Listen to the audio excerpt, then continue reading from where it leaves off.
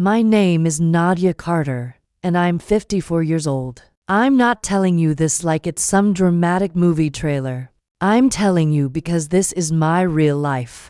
And for the longest time, I didn't even realize I was living inside a slow, quiet betrayal. Before I start, please subscribe if you like real stories that feel like you're sitting across from someone at a kitchen table, hearing the truth with a cup of tea going cold. I used to think my biggest problem was time. Not money, not even health, just time. I worked as a senior medical billing coordinator at a hospital outside Houston. The kind of job where you don't clock out mentally even when you clock out physically. My husband, Marcus, passed away 8 years ago, sudden heart issue. One moment we were arguing over whether the air fryer was worth the counter space. The next I was standing in a funeral home picking out flowers I couldn't afford after Marcus.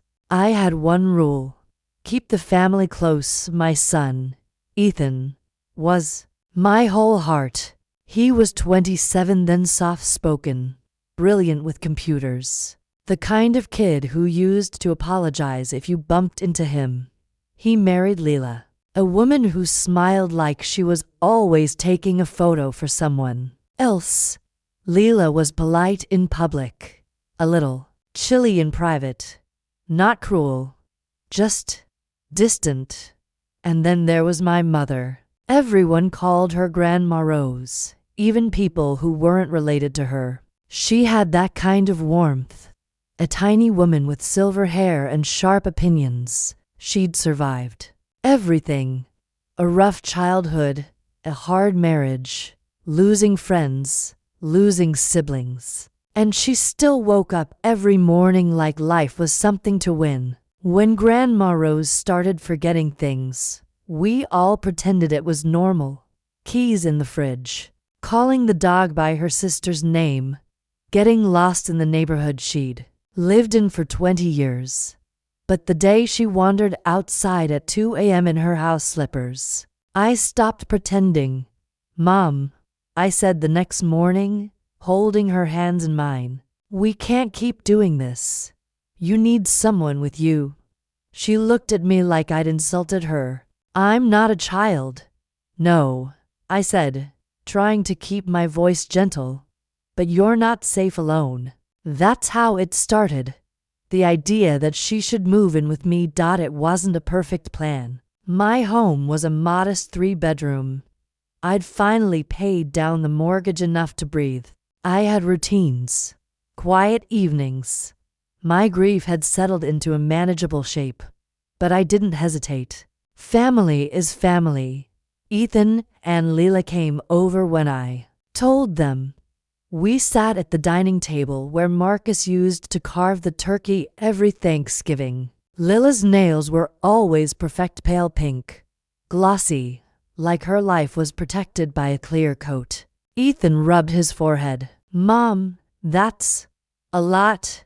"I know," I said. "But what's the alternative? A facility." "She'd hate that." Lila's smile didn't reach her eyes. "It's very generous of you." It should have felt like a compliment. Instead it felt like a test. Grandma Rose moved in that weekend.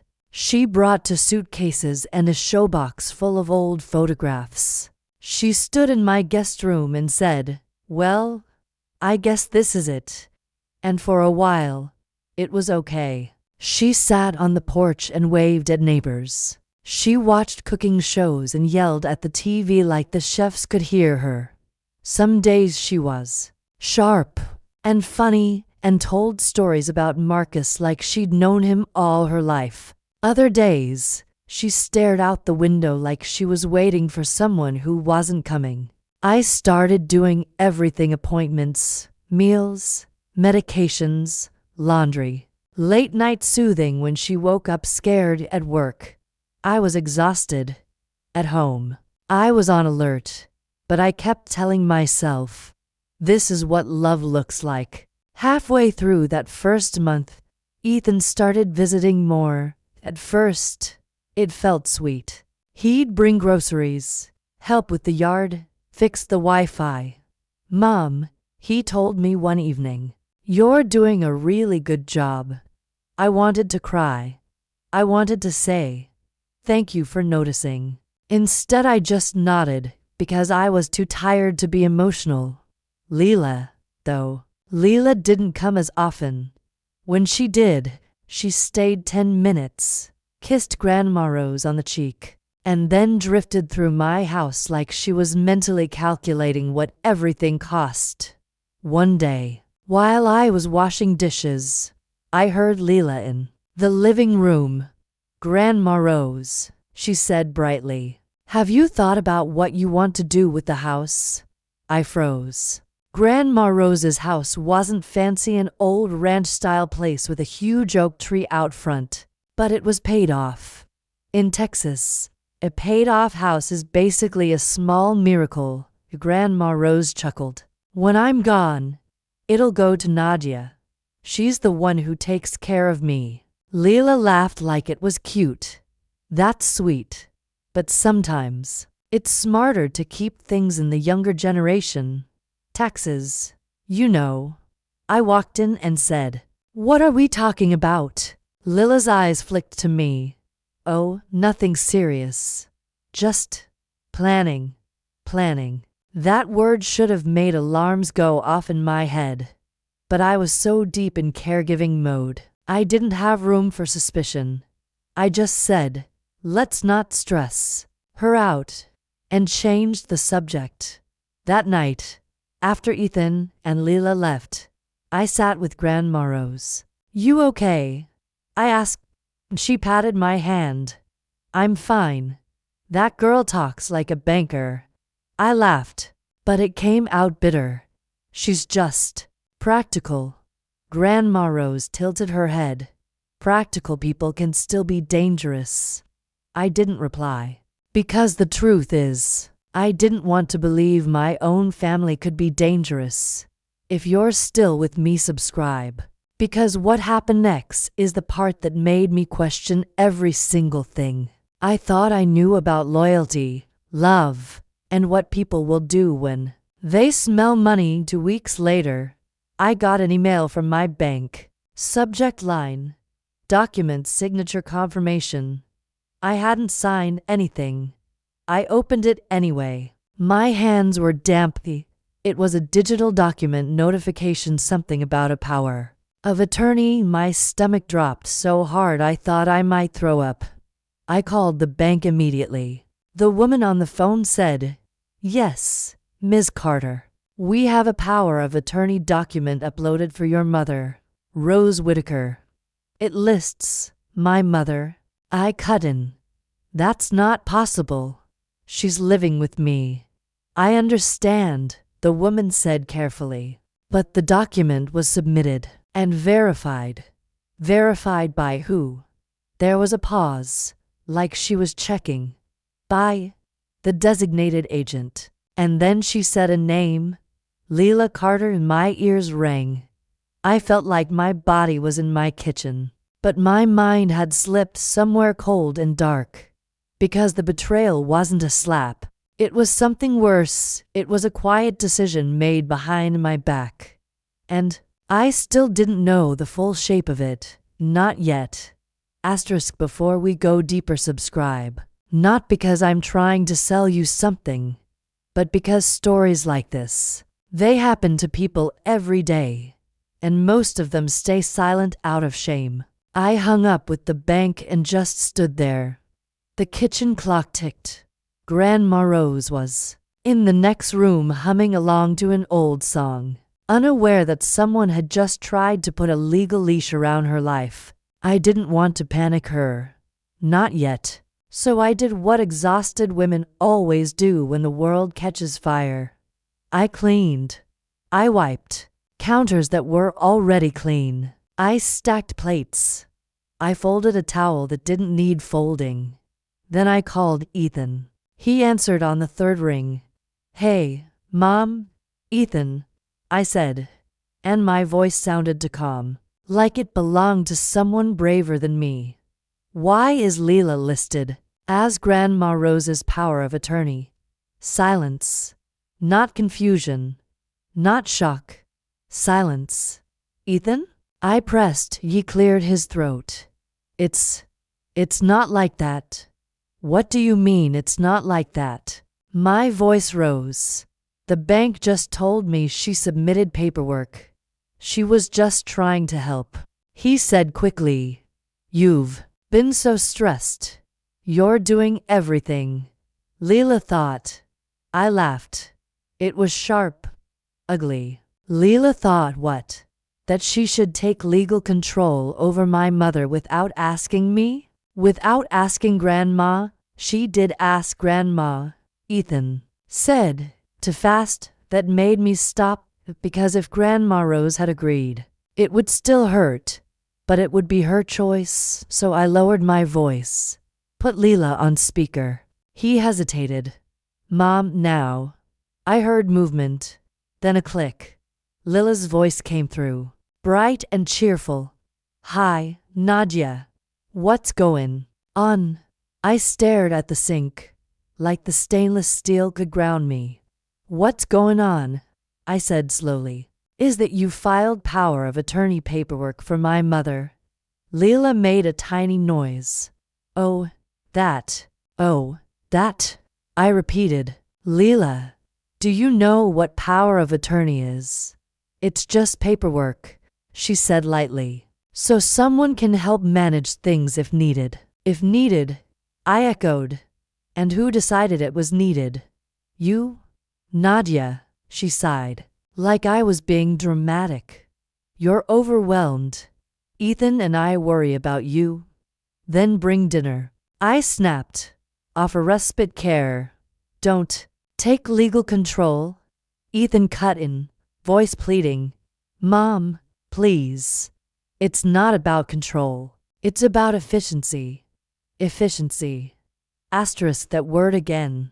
I took a breath. Did Grandma Rose sign it? Yes, Leela said. She did. My heart sank, but the anger stayed. When? Lila's pause was too long. Last week. I tried to picture it. Grandma Rose at the table, pen in hand. Leela leaning over her, smiling. Ethan sitting nearby, watching. I pictured my mother's shaky signature, and I felt sick. Why didn't anyone tell me? I asked. Ethan's voice was quiet. We didn't want to upset you. That was the moment I realized. They weren't scared of upsetting me. They were scared of me stopping them.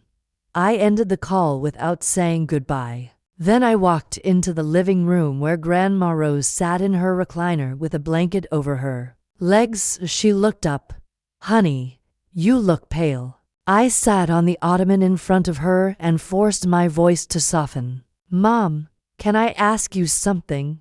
She nodded, suspicious already. What did they do? I swallowed. Did you sign a paper for Leela? Something called power of attorney? Grandma Rose blinked slowly. Then she frowned. That girl brought papers. Yes. Said it was so Ethan could help you if something happened. My chest tightened. And you signed it. I didn't want to, she said. Voice small.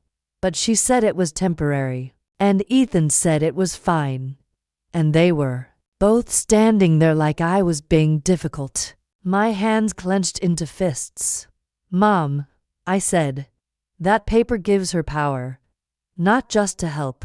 Power to make decisions. Power over your money. Your house. Your accounts. Grandma Rose's eyes widened. She said it was just medical. I shook my head. No. There are different types. And even medical power can be used to control you. Grandma Rose stared at the TV, not really seeing it. Well, I didn't know. I know. I whispered. I know. Then she turned to me, eyes filling. Nadia, I'm scared. I don't want to be a burden. The way she said burden like she'd been holding that word in her mouth for weeks nearly broke me. You're not a burden. I said firmly, you're my mother. And then, because I needed to keep moving or I would fall apart, I stood up. Mom, do you trust me?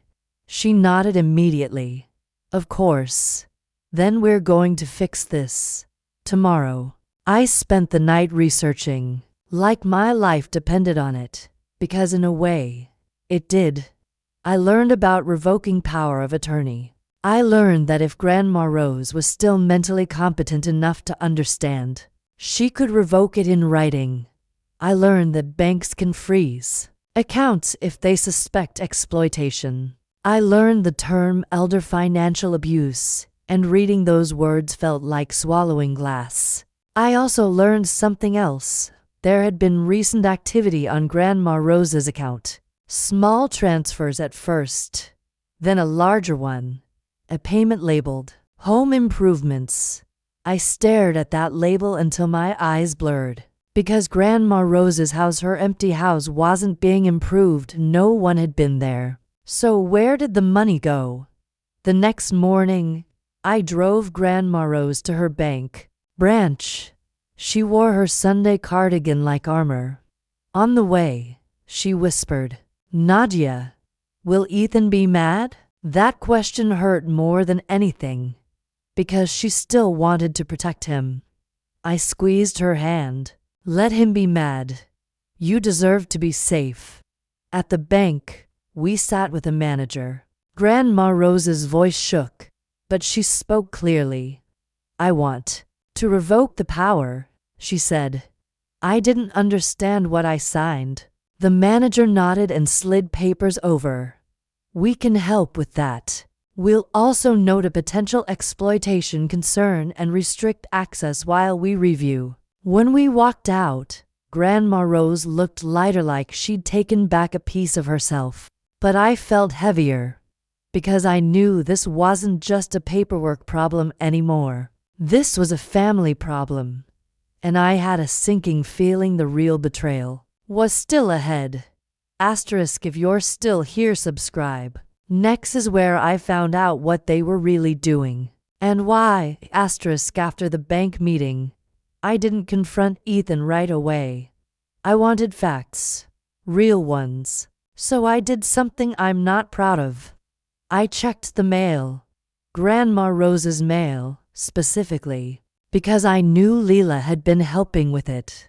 And there it was, tucked between a catalog and a pharmacy flyer.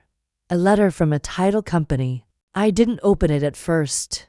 My hands hovered over it like it might bite. Then I remembered Grandma Rose's scared voice. Will Ethan be mad? I opened it. Inside were documents referencing Grandma Rose's house, the one with the big oak tree, the one she lived in for 2 decades. The one she always said she'd leave to me because you show up.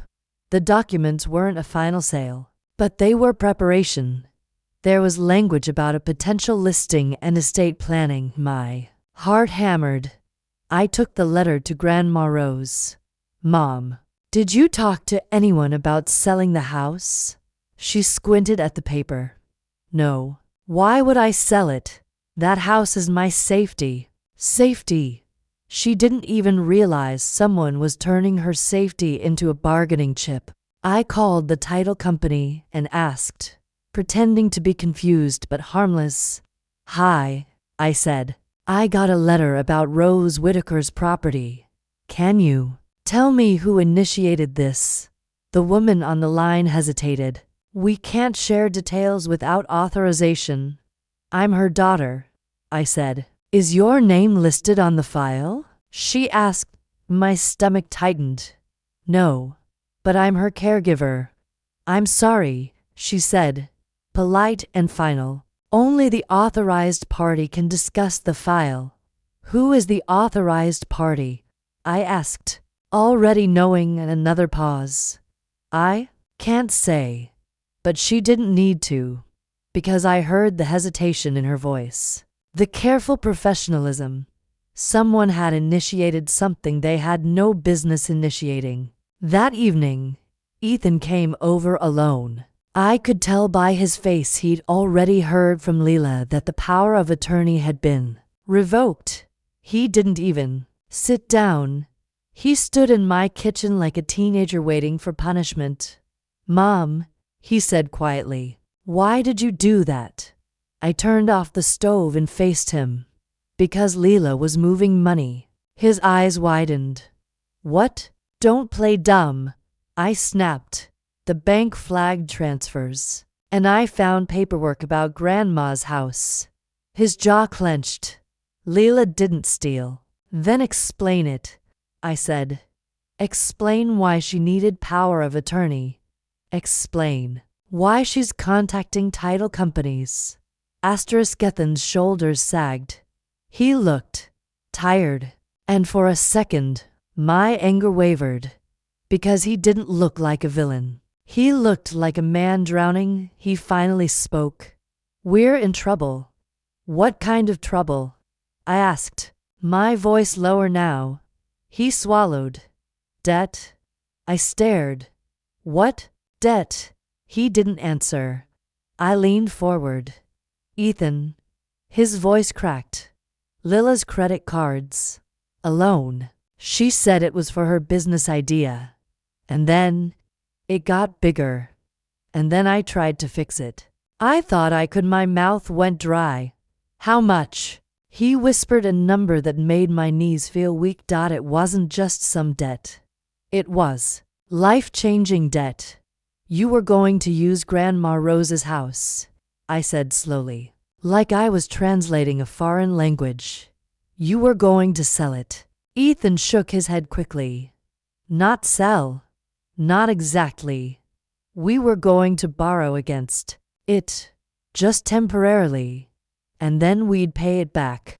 I laughed, but there was no humor in it. "With what money, Ethan?" He looked away. That was my answer. I felt something in me harden.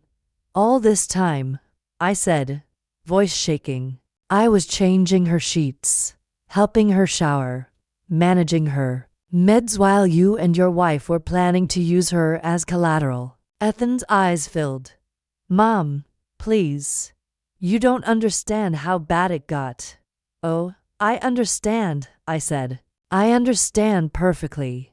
He stepped closer. "Leela didn't mean." "Don't," I cut him off. "Don't tell me what she meant. Tell me what she did." Ethan's voice turned defensive. "You always hated her." "I didn't hate her," I said sharply. "I didn't trust her. And now I know why." He flinched like I'd slapped him. From the living room, Grandma Rose called softly, "Nadia, is everything okay?" I took a breath, forcing my tone to calm. "We're fine, Mom." "We were not fine." Ethan lowered his voice. "Mom, we're trying to keep our heads above water. We thought the house was going to you anyway." That sentence hit me like a punch. "So you thought it didn't matter if you took it early?" I asked. "No," he said quickly. "We thought it would be family helping family. Family helping family. That's what they called it. But it wasn't. Help is asking. Help is honesty. Help is giving people a choice. This was taking. And the worst part." Ethan looked genuinely convinced he wasn't doing something evil. He looked like he thought he deserved forgiveness before he'd even fully confessed. I felt tears burn behind my eyes, not because I wanted to cry, but because my body didn't know what else to do with all the betrayal. "Ethan," I said, voice low and controlled, "I need you to listen carefully. You are not to touch Grandma Rose's finances. You are not to contact anyone about her house. And Leela is not welcome here until I say otherwise." His face tightened. "Mom, do you want to lose me too?" I asked, the words slipping out before I could stop them. That shut him up. He stared at the floor. "What do you want me to do?" I stared back. "Tell the truth." He swallowed. To Grandma. Yes, I said. To Grandma. To everyone. And if Leela moved money, it comes back. Every cent. His eyes widened. We can't. Then you should have thought about that before you used an old woman's trust, like a credit line. He turned his face away, wiping at his cheek. And that's when I realized something that still haunts me. Ethan wasn't the mastermind. He was the doorway. And Leela was the one who walked through. Subscribe if you're still following, because ahead is where Leela finally stopped pretending. And I had to make a decision that changed my family forever. The next day, Leela showed up unannounced. Of course she did. She walked into my driveway like she owned the place, wearing a beige coat and sunglasses even though it was cloudy. She knocked twice, sharp and impatient. I opened the door but didn't invite her in. She smiled. Hi, Nadia. I didn't smile back. What do you want? Her eyes narrowed slightly, like she wasn't used to being talked to that way. Ethan said you're upset. Upset. I repeated.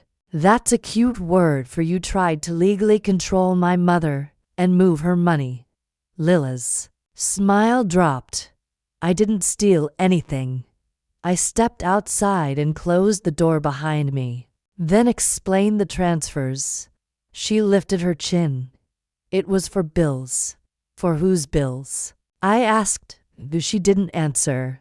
I let the silence stretch. Leela. For whose bills? Her voice turned cold. For ours. For our family. Our family, I echoed. Grandma Rose is not your ATM. Leela laughed. You act like you're the only one who cares about her. I'm the one changing her bedsheets at 3 a.m. I snapped. Where were you? Her mouth tightened. I have my own life. And Grandma has hers, I said, which you tried to take control of. Leela leaned closer, lowering her voice like she was sharing a secret. Nadia, listen. You're emotional. You're tired. You're making this bigger than it needs to be. That line, you're emotional, hit something deep in me. Because women like me hear that all the time. When we speak up, we're emotional. When we set boundaries, we're dramatic. When we protect ourselves, we're selfish. I stared at her. I'm making it exactly as big as it is. Her eyes flicked past me, toward the door. Where's Rose? Inside, I said. Safe. Leela exhaled sharply, like she was losing patience. Look, the debt is serious. Ethan told you, so you admit it, I said. You were going to use her house. Leela shrugged, like it was obvious. It's a house. It's equity. It's sitting there doing nothing. I felt my blood pressure spike. That house is her life. Leela's tone sharpened. And what about Ethan's life? What about our future? You think your little caregiving routine is the only thing that matters. I took a step toward her. Do not talk about my mother like she's a resource. Leela's eyes flashed. You don't own her either. Nadia. That's when the front door opened. Grandma Rose stood there, small but steady, gripping the doorframe with one hand. Her cardigan was buttoned wrong. Her hair was slightly messy, but her eyes were clear. I heard my name, she said. Leela's face softened instantly, like a switch flipped. Hi, Rose. We're just talking. Grandma Rose looked between us. About what? I didn't want to do it like this. Not on the porch. Not with the neighbors' curtains twitching. But then I remembered. They didn't mind doing it behind my back, so I told the truth. Mom, I said gently, Leela had you sign papers that gave her power over your finances. She moved money from your account, and she was looking into using your house to cover their debt. Grandma Rose blinked slowly. Then she turned to Leela. Is that true? She asked. Leela stepped forward, hands up in a calming gesture. Rose, it's not like Nadia is making it sound. We were trying to protect you. If something happened, something already happened, Grandma Rose said quietly. You happened. Lila's mouth fell open a little. Rose, Grandma Rose's voice stayed calm, but her words were sharp. You came into my life with a smile and a pen. I felt tears sting my eyes, because Grandma Rose sweet, warm Grandma Rose was finally seeing it. Lila's expression hardened. Fine. Yes, we needed help. You have resources. We're family. Grandma Rose stared at her. Family doesn't take without asking. Leela turned to me. Are you happy now? You turned her against us. I laughed once. Bitter. You turned her against you. Then Ethan pulled into the driveway. He got out fast, eyes wide. What's going on? Leela rushed toward him. Your mother is poisoning Rose against me. Ethan looked at me, then at Grandma Rose. Grandma. Rose's voice shook. Ethan, did you know? He hesitated. That hesitation was everything. Grandma Rose's eyes filled with tears. You knew. Ethan's voice cracked. I was trying to fix it. Grandma Rose wiped her cheek. You fixed your problem by making me one. Ethan stepped closer, desperate. Grandma, please. We can make it right. I spoke. Steady now. Then return the money. And stop all paperwork. Leela snapped. We don't have it. Grandma Rose's face went pale. You don't have it. Ethan looked down. And that's when I made my decision. Ethan, I said quietly, you need to leave. He looked up, shocked. Mom, I said leave. I repeated. And until you're ready to be honest. And until that money is repaid. You are not coming back here. Lila's eyes widened. You can't do that. He's your son. I can. I said. Because I'm also her daughter. Ethan's voice shook. You're choosing her over me? That question shattered something in me. Because it proved he still didn't understand. I'm choosing what's right, I said. I'm choosing the person you exploited. Ethan stood there, tears running down his face, and for a moment, I almost broke. Then I remembered the bank email. I remembered Grandma Rose's fear, so I didn't break. Ethan got back in his car. Leela followed, furious, slamming the door. They drove away.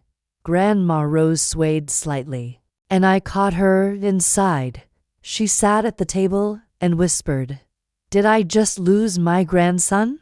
I held her hands and said, No, he lost himself.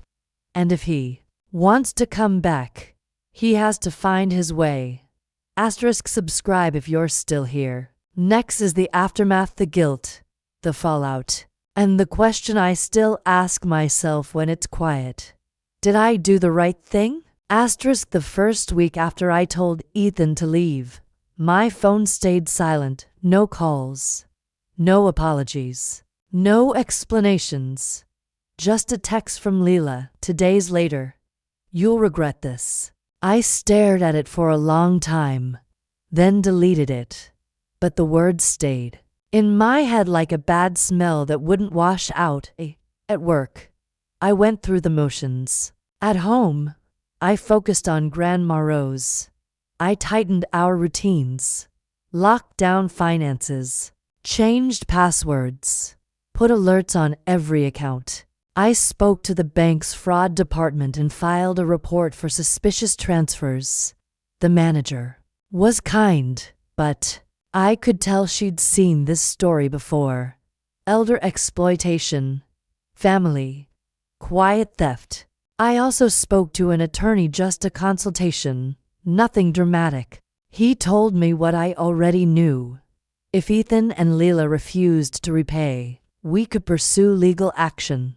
The idea of taking my own son to court made me feel physically ill, but so did the idea of letting it slide. Grandma Rose had good days and bad days. On good days, she seemed lighter, like someone had cut a rope off her ankles. On bad days, she cried for Ethan. "I keep thinking about when he was small," she whispered one night. "He used to bring me dandelions like they were roses." That broke my heart, because I remembered him like that too. I remembered Ethan at 8, standing beside Marcus at the grill, proud to be trusted with tongs. I remembered him at 16, carrying my groceries in without being asked. I remembered him at 22, crying in my kitchen after his first big breakup, telling me, "I don't ever want to become a bad man." And now here we were. 3 weeks after everything blew up, Ethan finally called. I answered on the first ring. "Mom," he said, voice rough. "Can we talk?" "Yes," I said. "We can." There was a long pause. Then he said, "Leila left." I closed my eyes. Not because I was happy. Not because I was relieved. Because I knew exactly what that meant. The ship was sinking, and now he was looking for the nearest shore. "She said I chose you," he continued. "She said you humiliated her." She packed and went to her sister's. I didn't respond right away. I could have said, "Good." I could have said, "Finally." I could have said a lot of things. But all I asked was, "Are you safe?" He exhaled shakily. "Yeah, I'm just lost." I swallowed. "Ethan, did you move Grandma's money?" He hesitated. "Leila did." "And you knew?" I asked, voice steady. "Yes," he whispered. That admission was the closest thing to truth I'd had from him in weeks. I said, "Then what are you going to do about it?" He was quiet. "Then, I want to repay it." I leaned against the counter. "How?" "I'm selling my truck," he said quickly. "And I picked up a second job. IT contract work at night." My chest tightened. "Ethan, I have too," he interrupted. I didn't realize how far it went until it was too far. And when you cut me off, it felt like you were punishing me. But now I see you were protecting her. I closed my eyes again, because hearing him say it didn't erase what happened. But it cracked open the door to something like repair. "Grandma Rose," he asked softly. "Will she talk to me?" "She's hurt," I said. "She's scared. But she loves you." He started crying quietly. "I didn't mean to hurt her." "I know," I said, and the truth of that surprised me. But intent doesn't undo damage. We agreed on a plan. He would repay the money in installments. He would sign a written agreement. And he would not come to the house until Grandma Rose was ready. When I told Grandma Rose, she listened without speaking. Then she said, "I want to see him." I blinked. "Mom, are you sure?" She nodded slowly. "I want him to look at me when he apologizes." That weekend, Ethan came over. He looked thinner, older, like guilt had carved new lines into his face. He stepped into the living room and knelt in front of Grandma Rose's chair. "Grandma," he whispered. "I'm sorry." Grandma Rose stared at him for a long time. Then she said, "Why?" Ethan's shoulders shook. I was ashamed.